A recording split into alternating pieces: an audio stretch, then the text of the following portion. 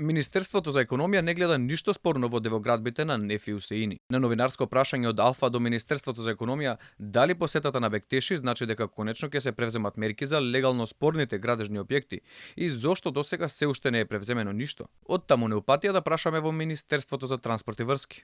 Ваквата реакција се должи по посетата на Охрид од страна на министерот за економија Крешник Бектеши, кој воедно ја посети и пецеријата со диво изградената тераса на Неф и Усеини. Контраверзниот бизнисмен и советник од ДУИ, против кој има обвинение за напад со пиштол и истраги за 2 дивоградби, беше во улога на туристички водич за Крешник Бектеши, кого го прошета низ охридските сокаци. Во 2020 година Усеини доби кривична пријава за насилство, поради што избега. Но случајот се затвори откако нападнатиот ја промени својата изјава. Усеини е познат и по тепањето на советникот од Беса Джемал Мена, дивоградбата кај Чинарот и бетонската база на брегот на езерото, кои беа наведени во негативните извештаи на УНЕСКО за Охрид и околината.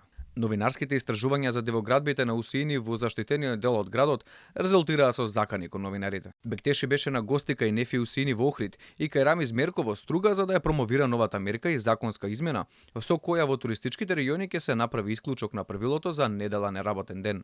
Во меѓувреме, министерот за транспорт Благој Бочварски го исполни аманетот на поранешниот премиер Зоран Заев, кој пред 3 години на трибина лично се заложи да се деблокира хотелот Девоградба во Лагадин, кој сега ќе се гради легално, откако од транспорт и врски официјално го известиле градоначалникот Пецаков за одлуката.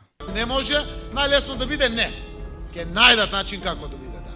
Ке се реши проблемот, ако треба ќе ја земам сега второстепената одлука во мој раци, ќе дојдам тука. На хотелот Девоградба кај Лагадин, кој е најблиску изграден објект до брегот на езерото, претходно 3 пати му беше поништено решението за градба. Од невладината Охрид СОС вела дека неговата легализација е спротивно на препораките на УНЕСКО, се коси со постојните законски акти, па дури и со уставот на државата. Инаку јавноста се крена на нози и за девоградбите кај трговскиот центар Мавровка, која под притисок беше делумно урната, но потоа повторно изградена. Платформите на Матка никој не ги чепка. Ова се само дел од спорните објекти за кои државата мижи.